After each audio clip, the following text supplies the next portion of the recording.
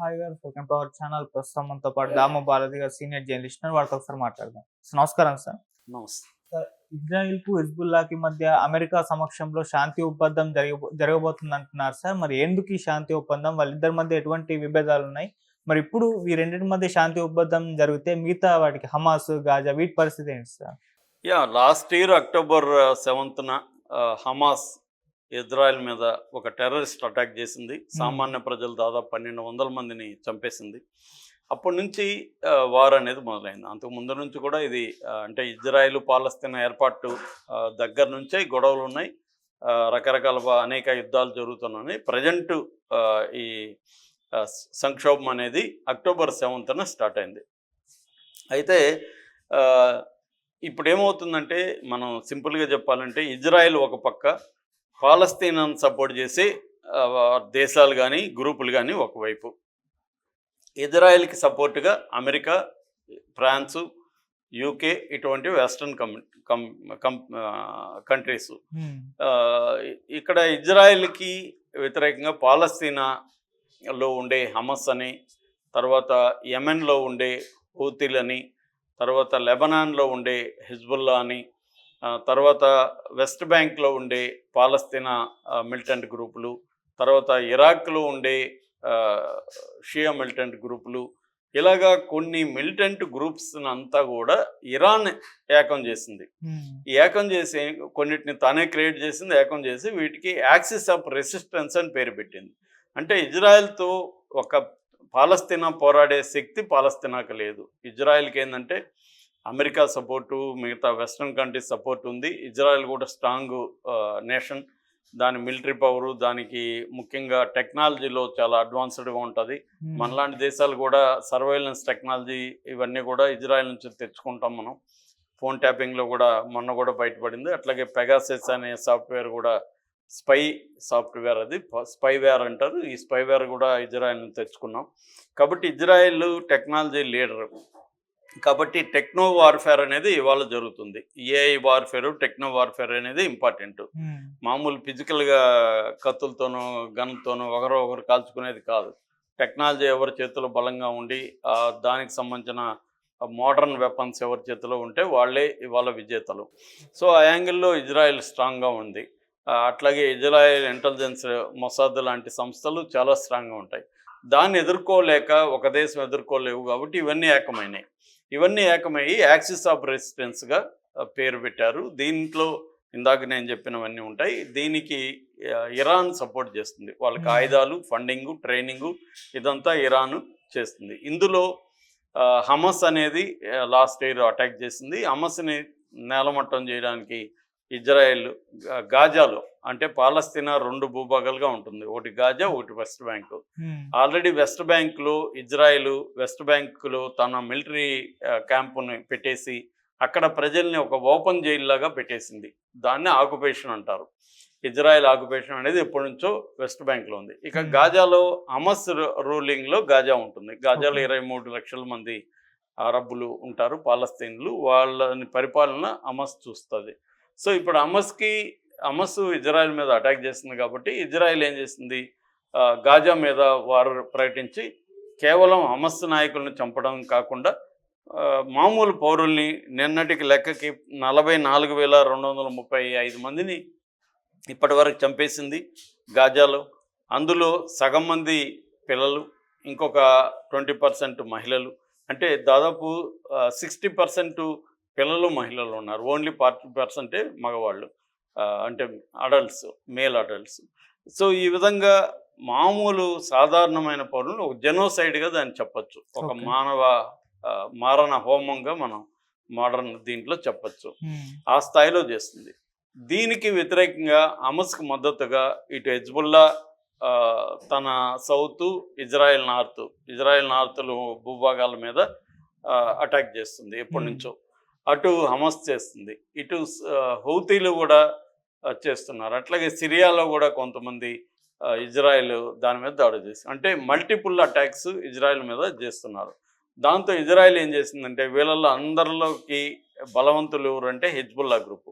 Hezbollah Lebanon రాజకీయాల్లో కూడా Hezbollah party స్ట్రాంగ్గా ఉంటుంది. పార్లమెంట్లో కూడా వీళ్ళు ఎంపీలు ఉంటారు. అట్లాగే హెజ్బుల్లా మిలిటరీ పరంగా కూడా చాలా స్ట్రాంగ్ ఫోర్స్, లక్షల సైన్యము, బలమైన ట్రైనింగు, మంచి ఆయుధాలు, ఇవన్నీ అక్కడ బలంగా ఉంటుంది. రెండోది వాళ్ళు సిరియాలో వెళ్ళి అక్కడ పోరాటం చేశారు కాబట్టి వారికి వార్ఫేర్లో ట్రైనింగ్ కూడా ఆన్ జాబ్ ట్రైనింగ్ అంటాం కదా, గ్రౌండ్లో పోరాడిన ట్రైనింగ్ కూడా ఉంది వాళ్ళకి.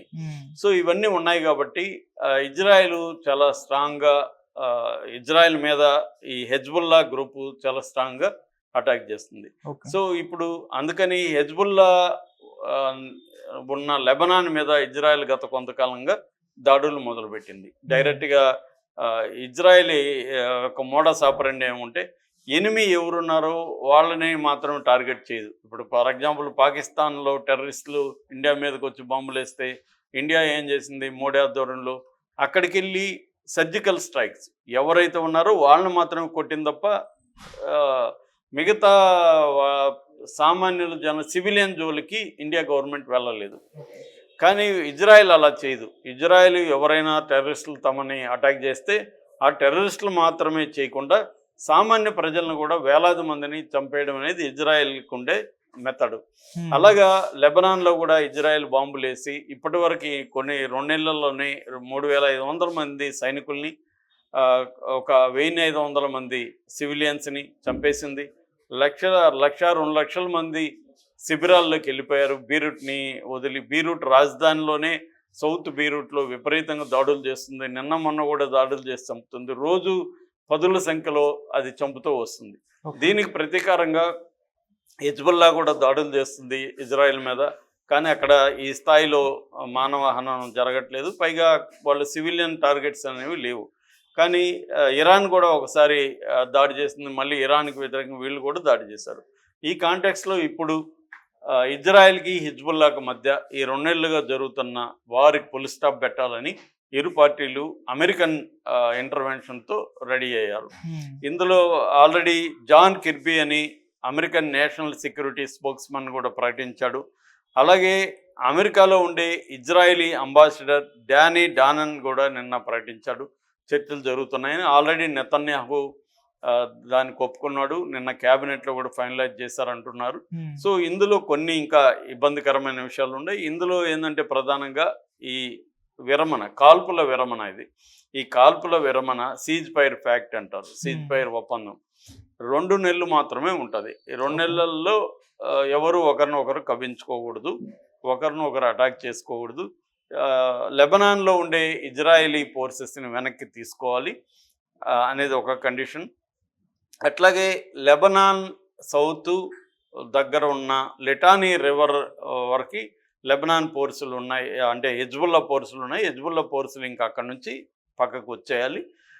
తర్వాత ఇజ్రాయెల్ నార్త్ మీద అటాక్స్ అనేవి లెబనాన్లో ఉండే హెజ్బుల్లా చేయకూడదు.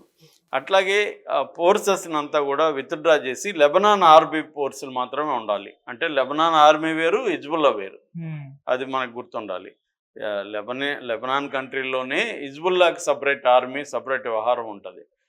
లెబనాన్ ఆర్మీ అనేది దేశానికి సంబంధించిన ఆర్మీ ఉంటుంది. ఆ ఆర్మీ ఉండొచ్చు. అట్లాగే యుఎన్ అబ్జర్వర్ ఫోర్స్ కూడా వాళ్ళకి అండగా ఉంటుంది. ఈ హెజ్బుల్లా ఫోర్స్ మాత్రం బార్డర్, లిటానీ రివర్ దగ్గర వరకు బార్డర్లో ఉండొద్దు అనేది ఒక కండిషను. రెండోది, ఇజ్రాయేలీ సెక్యూరిటీ అనేది 1982 నుంచి 2000 వరకు లెబనీస్ భూభాగంలో ఇజ్రాయెల్ ఫోర్సెస్ ఉండేవి. ఇప్పుడు అలాగా ఉండాలని ఇజ్రాయెల్ అడుగుతుంది, లెబనాన్ ఒప్పుకోవట్లేదు. మీ ఫోర్సెస్ మా దేశంలో ఎందుకు ఉండాలి, మాది కూడా సావరన్ కంట్రీ కదా అనేది లెబనాన్ చెప్తుంది. ఆ అంశం ఒకటి తేలాల్సి ఉంది. అట్లాగే ఎప్పుడైనా ఈ 2 నెలల్లో లెబనాన్ కానీ మా భూభాగం మీద ఏమన్నా కవ్వింపు చర్యలకు పాల్పడితే మేము లెబనాన్ మీద అటాక్ చేయడానికి మాకు రైట్ ఉంటుందని ఇజ్రాయెల్ అడుగుతుంది. అటువంటివి ఒప్పుకోవడానికి అమెరికా సిద్ధంగా లేదు, లెబనాన్ సిద్ధంగా లేదు. మళ్ళీ వీళ్ళు ఏదో కారణం చెప్పి అటాక్ చేస్తారనేది భయపడుతున్నారు. కాబట్టి దానికి ఒప్పుకోలేదు. అట్లాగే లెబనాన్లో ఉండే ఈ హెజ్బుల్లా వాళ్ళు ఆయుధాలు తయారు చేయకూడదు, ఆయుధాలు కొనకూడదు అనేది ఒక ఒప్పందం జరుగుతుంది. దీన్ని పరిశీలించడానికి 5 దేశాలు, అమెరికా, ఫ్రాన్స్తో కూడుకున్న 5 నేషన్ కమిటీ, ఓవర్సైట్ కమిటీ అంటారు.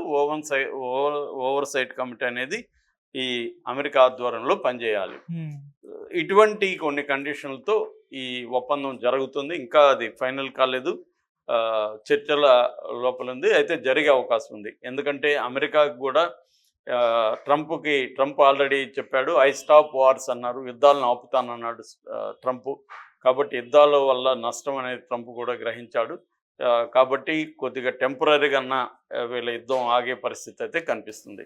ఇటు Hezbollah group leader Naim Qassem కూడా యుద్ధం ఆపుదామని ఆయన కూడా అంటున్నాడు. ఎందుకంటే బీరూట్లో కానీ విపరీతమైన ప్రజలు చనిపోతున్నారు. హిజ్బుల్లా మీద లెబనాన్